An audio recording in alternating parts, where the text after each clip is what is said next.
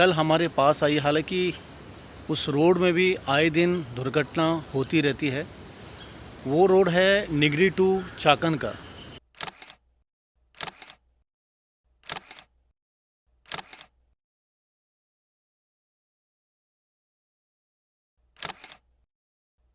मेरा रिक्वेस्ट है गडकरी साहब से, प्लीज़ इसे क्लोजली देखिए, मॉनिटर कीजिए। मेरा ये मानना है, मैंने ये सुना भी है, आप जहाँ चले जाते हैं वहाँ पे रोड ऑटोमेटिक बन जाते हैं। सो प्लीज़ रिक्वेस्ट है आपसे, कभी चाकन भी आइए। हेलो दोस्तों, गुड मॉर्निंग, नमस्कार, जय Hind. Welcome to my YouTube channel with new blog. दोस्तों, जब कोई अप्रिशिएट करता है तो सही में एक एनर्जी मिलती है। पिछले ब्लॉग में आप सभी ने अच्छे कमेंट किए, सभी के अच्छे कमेंट आए, सब्सक्राइबर भी मेरे साथ ऐड हुए।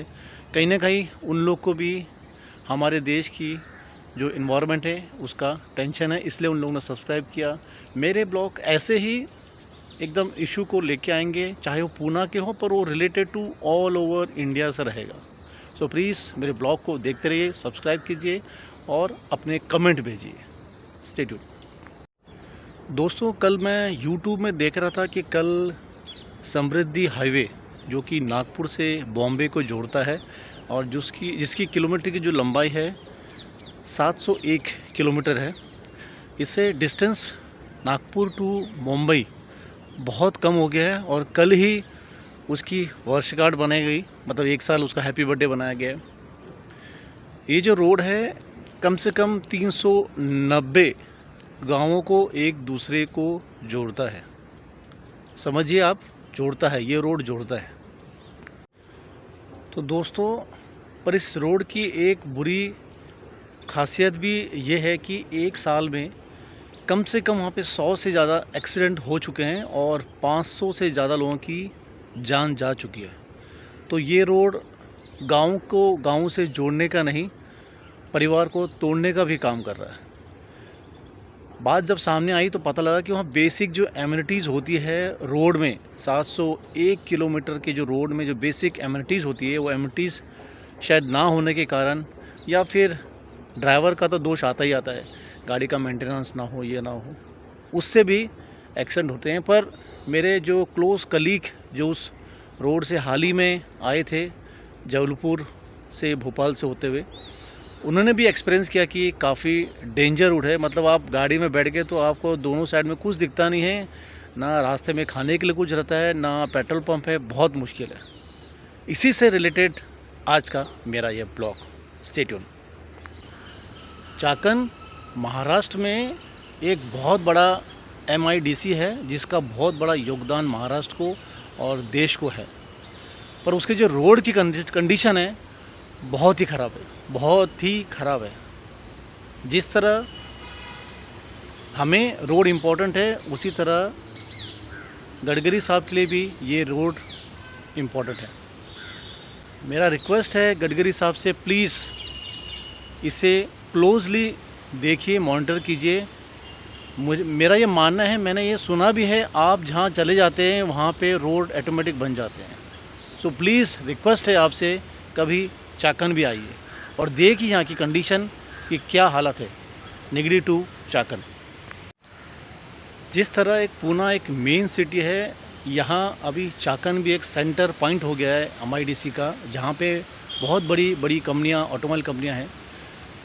और चाकन को जोड़ने के लिए निगड़ी हो गया, मालोंगी हो गया, भोसरी हो गया, ये सब अलग अलग रोड्स हैं जो कि चाकन को आके मिलते हैं, मतलब वहाँ पे एम्प्लॉय आते हैं।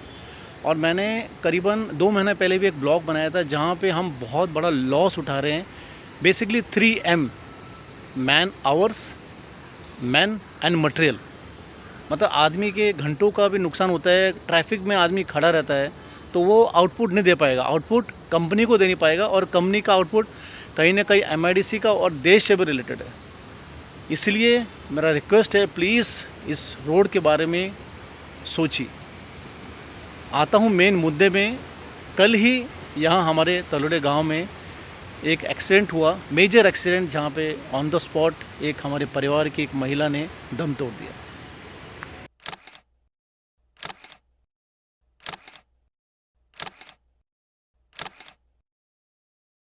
दोस्तों ये तो कल का लेटेस्ट न्यूज़ था, पर परसों भी सेम लोकेलिटी में एक एक्सीडेंट हुआ जहाँ पे एक छोटी सी कंपनी में आग लगी और 6 लोग झुलस के अपना दम तोड़ दिया।